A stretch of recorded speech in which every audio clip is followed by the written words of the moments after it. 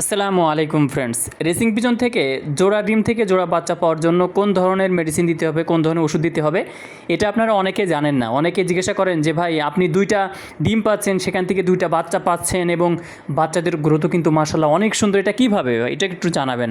So তাদের উদ্দেশ্য করে মূলত আজকের এই ভিডিওটা।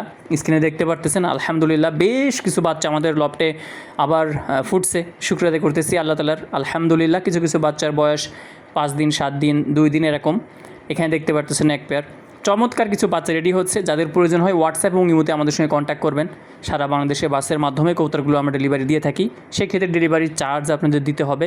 যদি আপনি 2-3 পেয়ার একসঙ্গে নেন সেক্ষেত্রে ডেলিভারির চার্জ আপনাদের জন্য ফ্রি ইনশাআল্লাহ। সো ফ্রেন্ডস, এর আগের যে বাচ্চাগুলো ছিল সবগুলো কিন্তু সেল হয়ে গিয়েছে। সো যে বাচ্চাগুলো এখন রেডি হচ্ছে এটা কিন্তু হয়তো বা আর 10 থেকে 15 দিনের মধ্যে সেল হয়ে যাবে। যাদের প্রয়োজন হয় আগে থেকে আপনারা বুক করে রাখবেন, 500 টাকা দিয়ে বুক করে রাখবেন ভিউয়ার্স। সো এখন আমরা আমাদের মূল আলোচনার দিকে ফিরে যাব। সেটা হচ্ছে যে ভাই আপনি কোন ধরনের ওষুধ, কোন ধরনের মেডিসিন আপনার লফটে ইউজ করেন যে প্রত্যেকবার আপনি 2টা ডিম থেকে 2টা বাচ্চা পান। ভিউয়ার্স, একটা বিষয় আমাদের মাথায় রাখতে হবে, সেটা হচ্ছে কবুতরকে কিন্তু রেস্ট দিতে হবে। অনেকে মনে করেন যে হয়তো আমি কবুতরের রেস্ট দিই না, এটা সম্পূর্ণ ভুল ধারণা। আমি আমার কবুতরকে রেস্ট দিই, কবুতরকে আলাদা রাখি। নরের কাছে একটা বাচ্চা, মাদির কাছে একটা বাচ্চা দিয়ে আলাদা 2টা পিঞ্জরাতে রেখে দিই পাশাপাশি, এবং সেখানে রেস্ট দিয়ে তারপরে কিন্তু আমি আবার বাচ্চা নিই। ধরতে পারেন যে 1-1.5 মাসে একটা রেস্ট কিন্তু একটা পেয়ারের হয়ে যায়। এই যে দেখতে পাচ্ছেন স্ক্রিনে।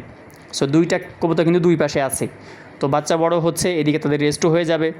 বাচ্চা আলাদা করে ফেলার পরে 10 থেকে 15 দিন পরে আবার পেয়ার করব, এর আগে পেয়ার হবে না। সো এখন কোন ধরনের মেডিসিন আমি দিচ্ছি? সর্বপ্রথম ক্যালসিয়াম, ক্যালপ্লেক্স দিই।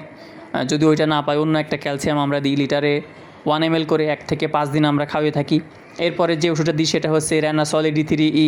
এই ওষুধটা লিটারে 1 ml করে দিই, 1 থেকে আপনার 3 দিন দিয়ে থাকি। এরপরে যে ওষুধটা আমরা দিয়ে থাকি সেটা হচ্ছে জিঙ্ক দিয়ে থাকি। এটাও আপনার লিটারে 2 ml করে দিয়ে থাকি, 1 থেকে 5 দিন খাওয়িয়ে থাকি।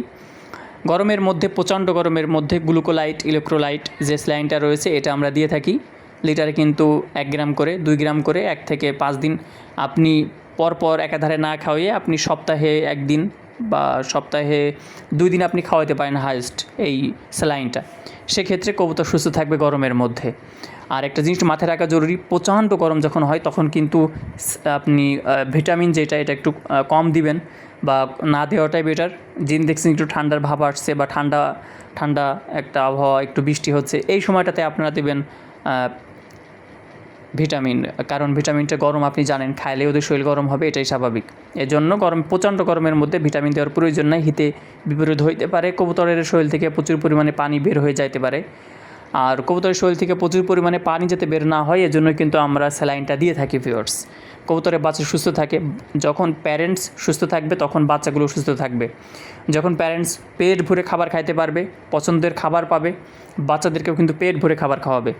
যখন রানিং পেয়ার খাবার পাচ্ছে না, ভালো খাবার পাচ্ছে না, তখন বাচ্চাদেরকেও কম কম খাবার খাওয়াবে। সেক্ষেত্রে একটা বাচ্চা ছোটো হবে, একটা বাচ্চা বড় হবে।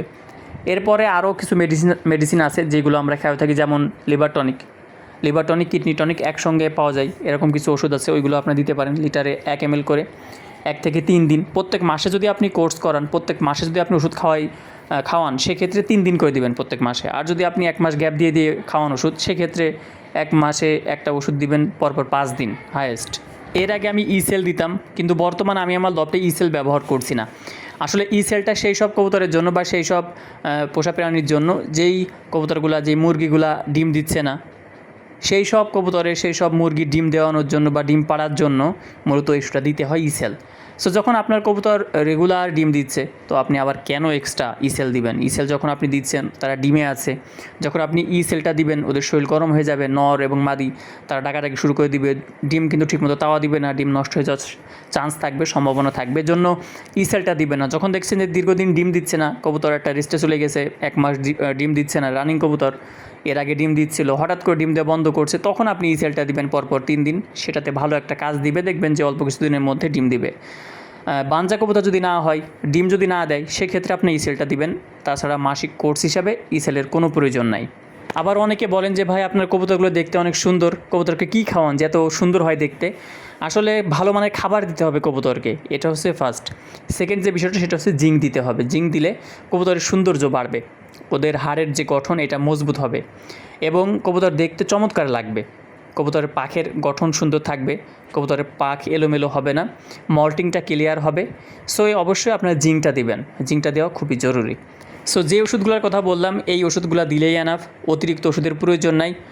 প্রত্যেক মাসে 2 থেকে 3টা হায়েস্ট 4টা ওষুধ আপনারা দিবেন, এটাতে এনাফ ইনশাআল্লাহ। সো ভিউয়ার্স আজকে এই পর্যন্ত, আসসালামু আলাইকুম।